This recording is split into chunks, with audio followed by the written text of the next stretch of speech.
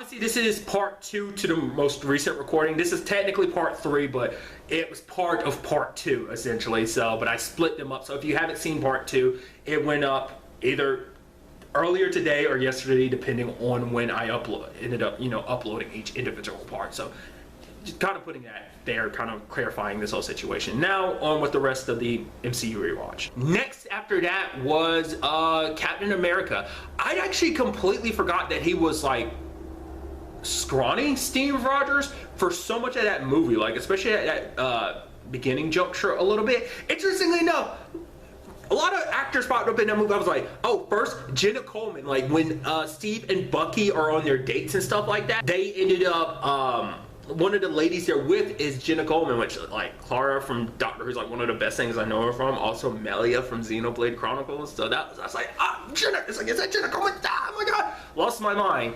There was someone else too. The lady he kisses later on that Peggy got super pissed at him about. It's like, oh, you can just find any dance partner, can't you?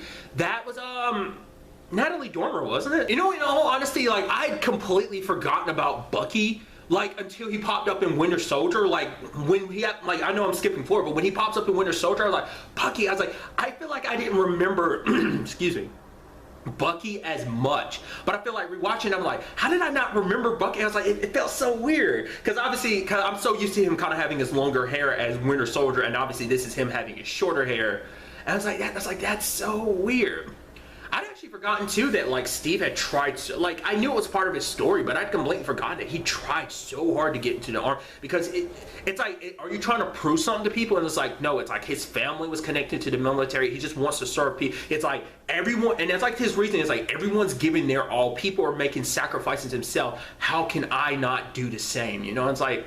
And it's like, oh, and that's what like inspired the doctor to make him into a signed him up for the super soldier program, because everyone's like, yeah, he's so scrawny. It's like even Tommy Lee Jones' character is like, what, look at him. It's like, it should be this dude. If you give me this kid, it's like, it's all about guts. Throws a grenade, everybody runs, Steve jumps on top of it. It's like, yeah.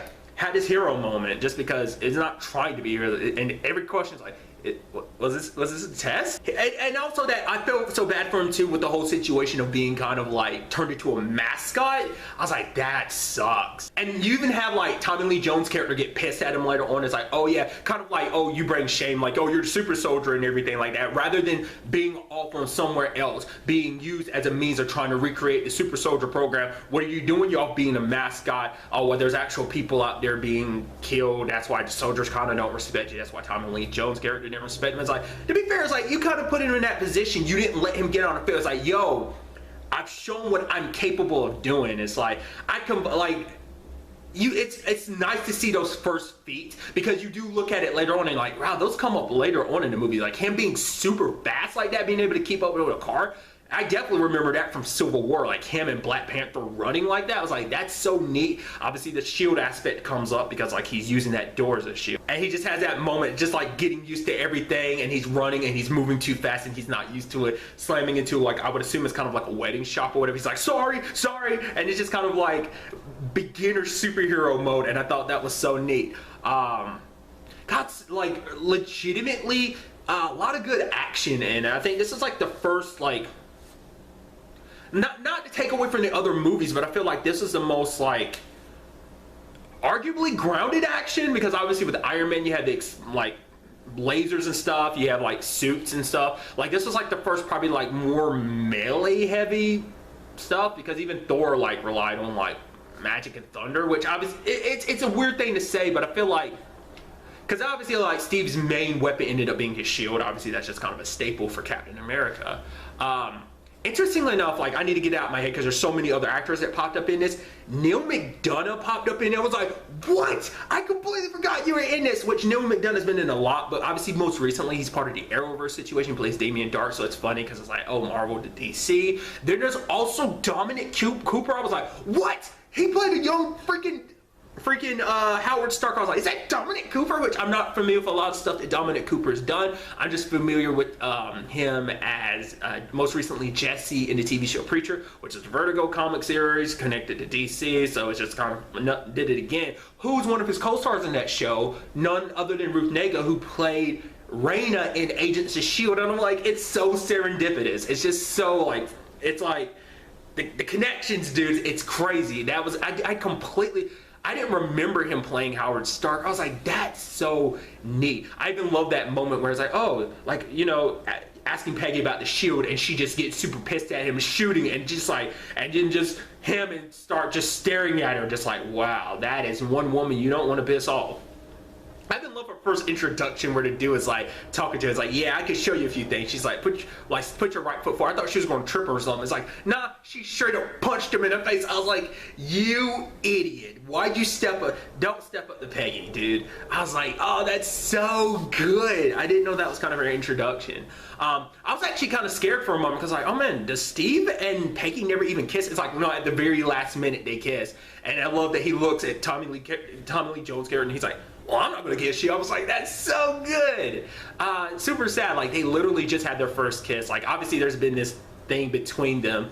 They even had that moment during a recording that was kind of being sent back, a movie, and you see him like he has like a compass and he has Peggy's picture and she kind of getting all a little embarrassed. Even Tommy Lee Jones' character beside her starting to look at her. It's just like this sweet moment that no matter kind of, because also at the time she's kind of a little pissed at him, but even then it's like, oh, like he cares about her. That's sweet.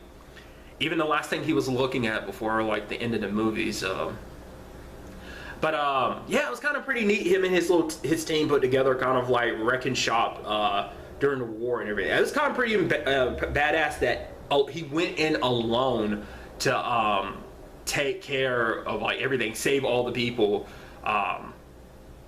I completely forgot Bucky's story played. Like I thought he got captured later on or something, and then Steve just could. But it was like, no, he fell off the train, and Steve never saw him after that. He thought Bucky was dead, so hence why he's even more surprised when Winter Soldier comes. So, but obviously that's Winter Soldier. We'll get to that when we get to it. I'd also completely forgotten about that too. That must come up later on in movies, but the whole aspect of like, oh yeah, because of his high metabolism, he can't even get drunk anymore. It's like I feel like that has to have come up at some point in time, because I do know in later movies he's in a bar. And one in particular is like Age of Ultron. I know, like, I guess it's like at Tony's place or one of his places. Like there's a bar there. So also like completely forgot Amanda Righetti's like literally at the end of the movie, which I thought was kind of I was like, oh yeah, like obviously things I know from like The Mentalist and Colony. That, like I said, that his whole situation kind of sucks. Like I said, it's that situation where like Steve would be willing to, like, I mean, I guess, and in all honesty, that grenade situation was literally foreshadowing everything. And I thought it was kind of beautiful, like the doctor, who played by Stanley Tucci, nonetheless, was basically like the reason why Red Skull ended up, like, I completely forgot Red Skull had taken the super serum. I thought it was like, oh, he just was Red Skull for whatever reason. I also forgot about like this also having to do with the Tesseract too. Like I was like, man, I forgot so many damn plot points. Even that kind of sweet thing at the end where it's like, yeah, they found the Tesseract, and like Howard was like, keep looking. Yeah, but sir, there's somebody, he's like, just keep looking. It's like, yo, you actually care about Steve, and you're like, yeah, like, yeah, we found Tesseract. Yeah, whatever. Go find Steve. And I was like, oh man. Which I didn't talk about in Iron Man. There's a whole like sweet moment between him and his dad. Well, Iron Man too. Because obviously he had always had a different opinion about his parents, in particular his dad being kind of cold and distant. But it's like, no, his dad like was very strict, because he had high hopes for Tony, that Tony would be able to do what he wouldn't be able to do, take everything past what he could. So he believed in his son, type of thing. So I thought that was kind of sweet. But I completely forgot that's why Red Skull became the way he is because of taking the super soldier serum. Basically it amplifies what's here, and that's why they still took Steve, because it's like, no, you're a good person. You know, you're not for power and stuff like that. You know, it's like, oh, like someone who is powerful will want more power, but someone who's always kind of been weak will kind of like, you know, understand and be grateful with power and kind of use it responsibly. And Steve was kind of like, thanks. I guess that's kind of a compliment. Also, I love like, oh, I guess I can't have any drinks because of the procedure tomorrow. I guess, well, we can have it tomorrow. He's like, what? I don't have to go through the procedure, and drinks both their cups. I thought that was kind of neat.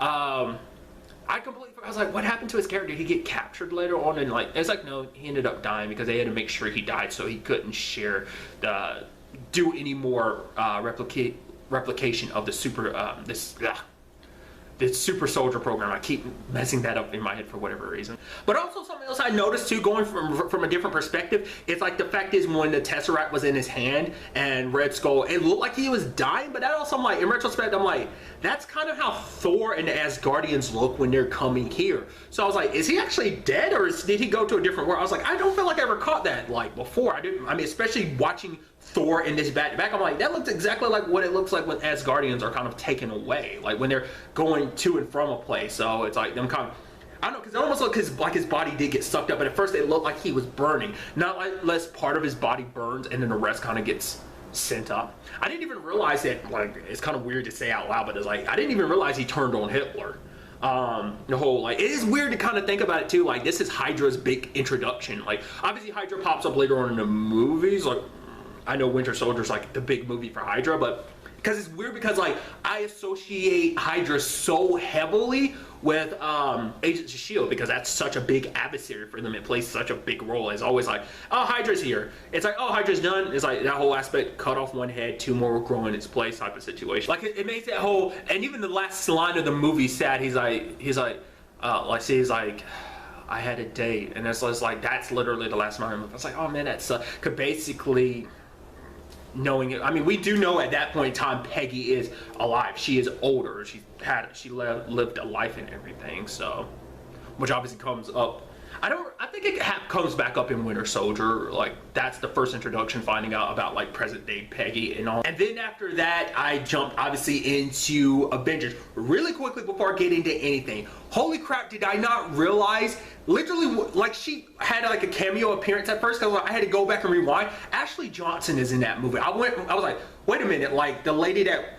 Like she pops up, like she's one of the ladies that they focus on at the end where it's kind of like the incident's happening and like people are running into a store. She's the one looking out the glass. She's the one that like pops up later on when Steve is saving people, and then she says at the end like, Captain America saved me. I was like, she even has lines in the movie. I should have figured this. I was like, Ashley Johnson's in this movie, which is crazy because Jamie Alexander is in Thor and now they're both in Blind Spot. I was like, dude, the connections run too deep. It's so crazy. I didn't know that both of you popped up in the MCU like that. That's crazy. I lost my, I was like, is that, I legitimately had to rewind because I was like, is that Ashley Johnson? I'm sorry, I get geeky. Like, I've already brought this up before in a video on its own, like how geeky I get. Nerdy, too. Like, when, like, it comes to recognizing actors, like, wait, is that you? You know, I lose my mind about this stuff. Nevertheless, Avengers still holds up in the most amazing way. I knew that they didn't 100% agree, but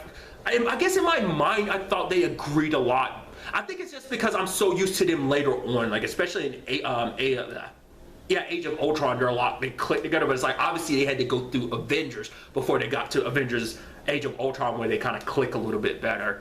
The whole fight between Tony and Thor, Tony and Iron, like it's that moment, it still gets you like, oh my god, we got these here. Especially it has even more of an impact too because I've watched these movies back to back, whereas like before it's like years apart, you know. It's like, oh yeah, Iron Man 1 and Iron Man 2 came out, and like Thor came out a year after that, and then that same year Captain America came out. So it's kind of like the time in between, but this, like watching them back to back, I feel like it has a nice feel to it too. I completely forgot about Nick's little like situation too, about like him hiding a lot of stuff. It's like, oh yeah, he was going to like weaponize the Tesseract because of the introduction of like people like Thor. That's what sparked all of this, because it's like beings from another planet. Like obviously not all of you are that, which is like in retrospect it's like it's actually kind of like Nick, like you might not agree with his tactics. At the very least he had foresight to see that they, like in all honesty, that was phase 2. He didn't want to jump into phase 2. He wanted phase 1 to be the Avengers protocol. That was like the main thing because he wanted that. In the end, it was also beautiful too because it's supposed to be a deterrent to any and everyone in the universe. You come to Earth, the Avengers will defend it. Earth's mightiest heroes. And it's just like, I was like, man, that's so interesting. Like, you know, later on when everything grows into what the MCU is, and what obviously Thanos popping up later on, it's like, you understand later on like what that all means. And it's so crazy that like Nick saw that that far in advance. He saw Thor's arrival and being like, we always knew we weren't alone out there. That's proof of it. We need to be prepared. Yeah, Thor's on our side. He's a good guy. We got dickbags like Loki kicking around. There might be other people. I also completely forgot about Loki, the whole Chitauri situation. Like I knew he joined with him, but I didn't realize like exactly what went down. It's actually kind of interesting as one of those things where it's like, oh yeah, it's kind of spoiled saying, but it's also very foreshadowing where it's like, oh, the dude that was working with the Chitauri and working for Thanos is like, yo, you fail us, there is nowhere you can run, we won't find you, and he will make it bad for you. I'm like, oh, that's foreshadowing heavily as hell. This is also like, the introduction to Stark Tower. I even love that Phil and Pepper were good terms, because even Tony's like, wait, why is he Phil? His first name's Agent. Why are you calling him Phil? But even like, Tony later on calls him Phil. Like, that's so sad. Like, I knew it was coming. Actually, in my mind, I thought it was like a Chitauri that ended up killing him. I didn't realize it was Loki who's down, which makes it like, man, you're even more of a dick, Loki. That sucks. He had these little moments with everybody, especially Captain America. He can't stop nerding out around Steve, and Steve's kind of the humble dude. He's kind of like, I don't, okay, sure. Like, he didn't know how to really react, so I thought that's kind of pretty neat. Also, it's interesting too because this is the beginning for Black Widow, and obviously this is Mark Ruffalo's introduction to being Bruce Banner, which if you've never actually heard the backstory to some of that stuff with Mark Ruffalo, like what happened to him being cast as Bruce Banner and people's reaction, you should look into that. He's talked about it in interviews, and I think that's just kind of like the funniest story about the whole limo situation, and that's enough to kind of give you an idea of what I'm talking about. But nevertheless, that was kind of nice, their first introduction. He kind of scares her a little bit just to see what her reaction is. It's just like, okay, just glad that we're on the same page here. And she even lied to him and said, he's like, oh, so we're alone, like you said, right? And then there's like a whole bunch of S.H.I.E.L.D. agents outside. This is also the introduction to Kobe Smolder's character, too. Like, aside from Nick Fury, she's like the only other S.H.I.E.L.D. Well, there's actually another character, Power Booth's character, Malik, pops up. He's actually, I guess this, before he got revealed as being Hydra, because I've kind of known him, I guess because it had been a good distance of time between Avengers and Agents of S.H.I.E.L.D. in certain aspects, because like when he pops up later on in the story, I was like, I completely forgot it must pop up in like Winter Soldier or something, him being Hydra, because like, I remember him being, I think it must get revealed in Agents of S.H.I.E.L.D. that he's Hydra. I know this is spoilers, but that's from like season 3. It's kind of where his character things play out for his character. So it's just kind of interesting seeing him there. Like, oh, yeah. Because I remember people saying certain characters from the movies pop up in the TV show. I just couldn't remember what characters were from the movies and later on pop up in Agents of S.H.I.E.L.D. But nevertheless, apparently he was one of them because he's on the little council that like Nick Fury kind of like has to like respond to. But nevertheless, so much of that movie is so good. The action still holds up. Everyone like in New York doing their thing, protecting people. It's like, yeah, the Avengers are here. Tony's flying around, blasting. Even though I think people kind of don't give them the respect they need to a lot of times, they are like the most skilled people that are there, like Hawkeye and Black Widow. They're very good at what they do even without powers. They're the two people in the team that don't have powers full-time. Obviously Bruce Banner, I had completely forgotten about the aspect of him being like, even dying is impossible for him, because like he's like, yeah, I tried to kill myself, which everyone was like, oh crap, we didn't know that. He tried to kill himself, and that led to like the Hulk like spitting the bullet out. It's like, oh, I'd completely forgotten that you brought that up. So that kind of makes sense in retrospect of like, oh yeah, even when he lands and crashes, he immediately turns into the Hulk because that's the Hulk kicking in to make sure that he lived, It was interesting too because even Tony was kind of poking at him, because this is one of those things where you kind of get to understand Tony a little too. Like, he deflects a lot of times. Like, he uses stuff like humor. That's kind of like a defense mechanism for him. And because he's trying to speak to Banner of being like, yeah, you might not like that other side of you, but there'll be a time where you need to suit up and everything. The fact is kind of being like, don't be afraid. You can't like, control that guy, that other side of you. So I thought that's kind of like an interesting element to the story. Like I said, just everyone working together Steve obviously kind of stepping forward to kind of be the leader, which is interesting. And in retrospect, it's one of those things where it's like chronological within the movie orders. Obviously, Captain America happened first, but with obviously like within the MCU timeline, I mean, year-wise, obviously it took place in like the 1940s. But it's like, what if Captain America was the first movie that started this whole thing off? Iron Man was the one. So, I mean, obviously him being narcissistic, he kind of puts himself at the center anyway, which is interesting too, because this is like Thor's first, like, you know, well, next time meeting Agent Coulson and everything, which is, like I said, this is kind of sad, because interestingly enough, it seemed like it wasn't just Nick Fury's idea with the whole like using Phil's death to motivate them. It's like they needed something to kind of rally around. But even Coulson himself says it's okay, they needed something. So basically he wanted his death to be the thing that ended up bringing them together, and ultimately it was. Like, Nick kind of played into a bit,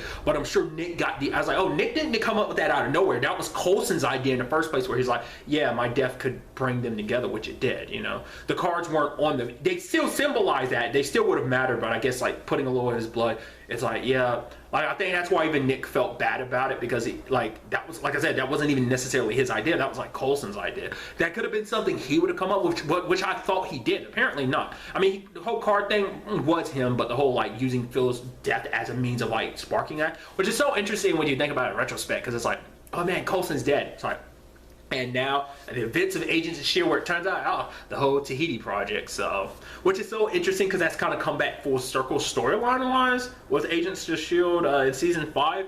If you're not caught up, like, if you've caught up, you get what I'm talking about. But that storyline came back full circle, interestingly enough. There's also a line at the end of the Avengers that I really like. It's a whole Thanos scene, and where we kind of get our first look at him. And there was this dude that was kind of like, yeah, like, going against Earth would be courting death. I was like, wait, what?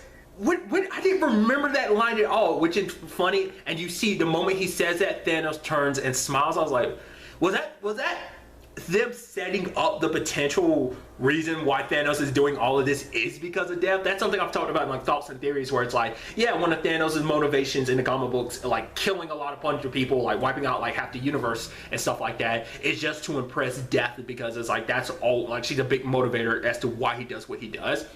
And that's what I thought. Is that what that was supposed to be? Is that supposed to be a nod in that direction, and the whole smile thing? Or I don't know, like, whether that was supposed to mean what I'm interpreting it as. You know, is that something that they completely abandoned, kind of retcon later on, or what? Like I said, that's always something I've been curious about. Like, where does Depp stand in the whole MCU situation? But nevertheless, also interesting too, because I completely forgot about that moment like Tony has, because I know it plays a bigger role in Iron Man 3. It's kind of like what he's struggling with in Iron Man 3 is when he goes through that portal that, you know, the Chitauri are coming through.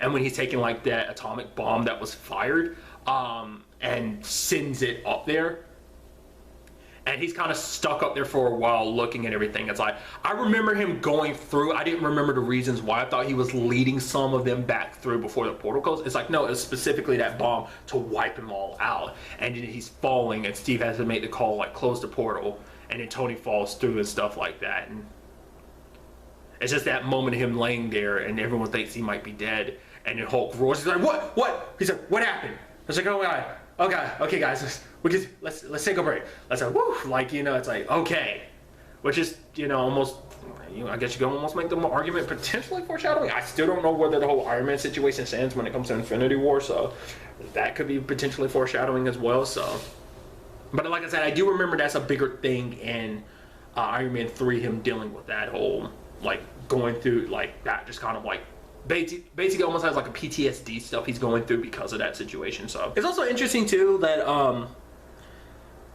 feel like I don't ever remember seeing her like that ever again. Is like in the first movie, I mean in Avengers, you see Natasha actually a little shooken up when Hulk, kind of when Banner turned into Hulk, like she got a little shaken up. She was just kind of like, Fury's contacting people, and she's like, I got it. And I was like, man, you never see her like that. I mean, to be fair, it's like her first experience running into the Hulk. That's enough to kind of terrify anyone, because like that's legitimately your life flashes before your eyes type of situation. Which is also interesting too, considering the fact that it's a relationship they kind of eventually have, where it's like she's the one that kind of is able to soothe the Beast, you know. So it's just kind of interesting where they started to where they are now potentially. It's just kind of interesting. I'd actually completely forgotten to talk about it too, so I'll probably cut this back in too. It's the whole situation with Loki manipulating them like that. I even love that Black Widow got her moment of just being like, and he's thinking he's getting to her, and she's like, oh, so Banner is your target. He's like, wait, what? Even because Loki, the god of mischief, got played. But then again, it's like, well, I mean, it's kind of hard to go up against Loki because Loki can still pull and manipulate strings because he got them arguing and kind of at each other's throats. Yeah, I know, I've just kind of been babbling on, and I do apologize. Once again, I hope I can really cut this down a lot more than I have it. So overall, this is very nice rewatching these MCU movies. I'm so glad to kind of continue forth. I'm pretty sure the next one is Thor Dark World. But really, that's all I want to talk about in this video. Until the next time we meet, be happy, be safe, live life to the fullest, and enjoy it. Good day and goodbye.